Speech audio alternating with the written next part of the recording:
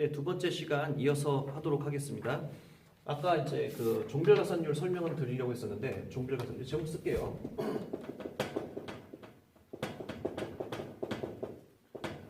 말 그대로 종별의 가산을 더한다 그 얘기잖아요. 의료비의 원가가 1이라면은 같은 의료진들이 다른 의료기관에서 시행을 할 때 다른 의료기관이나 의원, 병원, 종합병원, 상급종합병원급을 얘기하는 거예요. 그러니까 뭐 A 의사나 B 의사나 의사는 의사잖아요. A 간호사나 B 간호사나 간호사는 간호사예요. 그런데 기관이 다른 데서 시행을 하게 되면은 가산율이 붙는다는 얘기예요. 그 얘기는 뭐냐면은 우리나라에서는 보통 보게 되면 병목 형상이라고 해서 자꾸 이렇게 큰 의료기관으로 내원하려고 하는 경향이 있지 않습니까? 알고 보면은 시설 장비와 그다음에 협진에 대한 믿음 때문에 좀 가는데 그런 불필요한 의료 자원을 소모하는 것을 막기 위해서 의료 전달 체계를 만들었고 더 나아가서 이건 행위별 수가제와 관련해 갖고 종별 가산율을 만든 다음에 웬만하면은 이제 그 의원급으로 가라는 뜻에서 만든 제도입니다. 그러다 보니까 같은 의료 행위를 하더라도 가산율을 이제 다르게 붙는 거죠. 예를 들어서 건강보험 대상자가 의원급이었다. 이 보이시죠? 건강보험 대상자가 의원급이었다. 그러면은 15%가 붙습니다. 15%. 병원에 갔다 20%. 그다음 종합병원에 갔다 25%. 상급종합병원에 갔다 30%. 예를 들어서 이제 원가가 10,000원이에요. 뭐 주사 뭐 한 날, 뭐 약 뭐 2알, 그다음에 뭐 분대 3방, 뭐 엑스레이 뭐 한 번, 뭐 이렇게 해서 어째서 10,000원 정도 나왔어요. 그럼 얼마를 받는다는 얘기입니까? 15% 가산이 됐으니까 11,500원을 받는다는 얘기예요. 총 의료비가 12,000원, 12,500원, 13,000원 된다는 얘기죠. 근데 의료급여 대상자는 이제 사회적으로 우리가 조금 이렇게 도와줘야 되는 취약계층이다 보니까 종별가산율을 조금 낮게 계산을 됩니다. 어떻게 되느냐? 여기는 의원급은 11%, 그 다음에 15%, 그리고 18%, 22%. 근데 근무를 하시다 보면은 뭐 거기서 이제 내색을 하고 그러는 건 아니겠지만은 이제 그 병원 관리하시는 분 입장에서는 똑같은 의료 행위와 똑같은 약제비와 똑같은 소모가 나감에도 불구하고 종별 가산율이 건강보험 대상자보다는 의료급여 대상자를 향해서 할 때는 아무래도 좀 격차가 나기 때문에 이거에 대해서 회피하는 그런 경향도 있다고는 합니다. 그러니까 이제 참고만 알아두시고 그다음에 산하고 자를 제가 쓴 이유는 뭐냐면은 산재보험이고 자동차 보험이에요. 요 순서는 종별가산율을 제가 다 쓰진 않은데 이 순서는 뭐냐면 이쪽 방향으로 갈수록 종별가산율에 대해서 더 많이 붙고 그리고 이쪽 방향이라고 이렇게 할까요? 이쪽 방향으로 갈수록 종별가산율이 높아집니다. 다시 말해서 이쪽 방향으로 간다는 것 자체가 종별가산율이 훨씬 높고 마지막에 자동차 보험에서 상급종합병원으로 가면은 66%까지 붙는 것으로 되어 있습니다. 그러니까 10,000원 받을 건 16,600원이 된다는 얘기죠.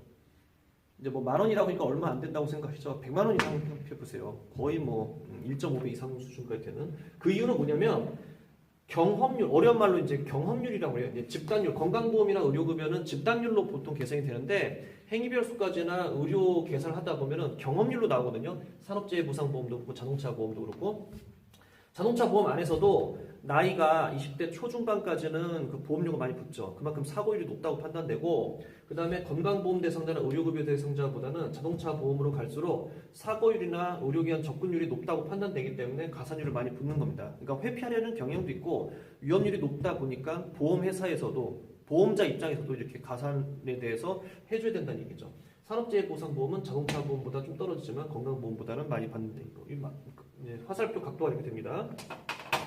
자, 그 다음에 의료급여의 절차 아까 전에 제가 설명을 드렸는데 다시 한번 볼게요.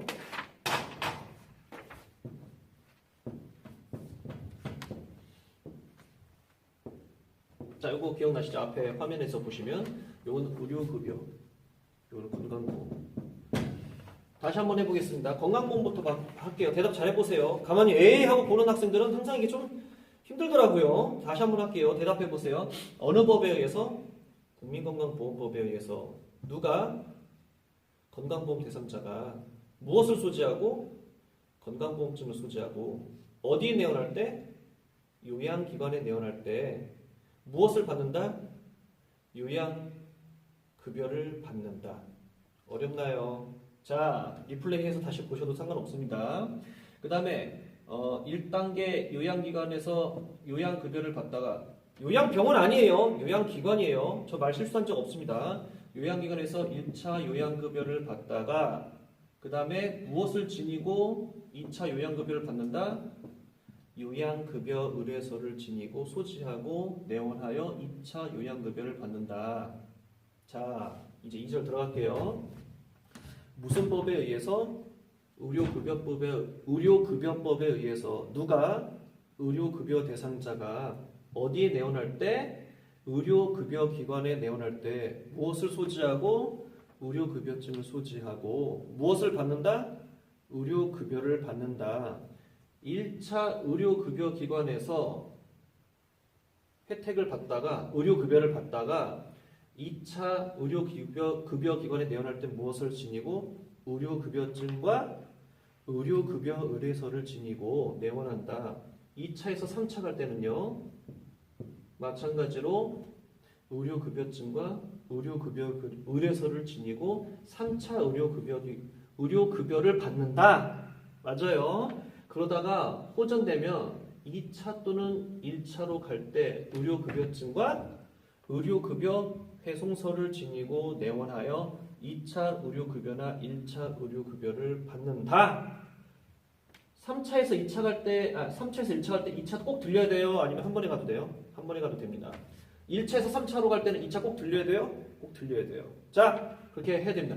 그럼에도 불구하고 예외가 있어요. 예외. 나 지금 갑자기 속이 아파갖고 바깥으로 나오는데 자동차에 팡 치여갖고 내장이 질질질질 흘리고 눈 하나 빠지고 막 팔다리 잘리고 막 이랬어요. 죽었나요? 아직 안 죽었어. 살기 위해서 응급구조차를 불러서 응급차를 딱 타고 가는데 큰 병원 응급실 갔으면 좋겠는데 우리 1차 요양급여 1차 요양급여를 받기 위해서 1차 요양기관에 내원해야 되는데 교수님 그렇게 배웠는데 동네 의원부터 가야 되나? 그건 예외죠.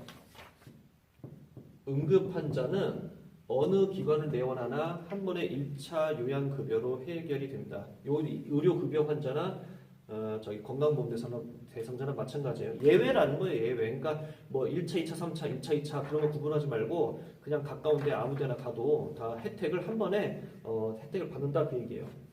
그 다음에 분만인 경우도 마찬가지입니다. 분만. 이제 분만이라고 하는 것을 가끔 학생들이 조금 이제 어려워하는데 분만은 꼭 응급만 있는 건 아니에요. 갑자기 이제 그 예약받지 않고 갑자기 분만했다.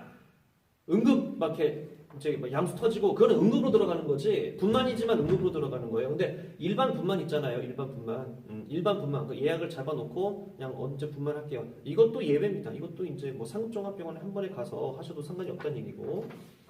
그 다음에 결핵 환자, 그 다음에 희귀 난치성 질환자 뭐 하나 또 생겼네요. 희귀 난치성 질환자, 중증 질환자를 가진 자가 의료급여를 받는 경우도 그냥 상급종합병원이나 종합병원에 한 번에 가도 급여가 된다. 그 다음에 근무하는 자도 돼요.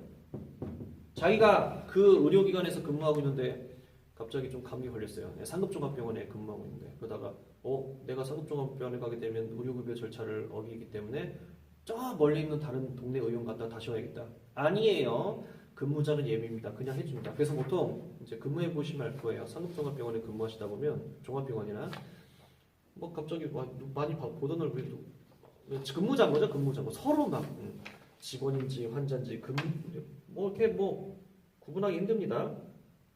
자, 기타적으로 이제 물리 치료를 받는 경우, 장애인들이 단순 물리 치료를 받는 경우, 그 다음에 한센병원, 종종 이렇게 등등등등등 이렇게 몇 가지가 있습니다. 제가 적은 거는 대표적으로 몇 가지를 적은 것이고, 13가지로 좀 축약이 되는데, 여기 봤더니 마지막에는 15세 이하의 아동도 포함이 됐네요. 15세 이하의 아동도 예외로 들어간다라고 되어 있습니다.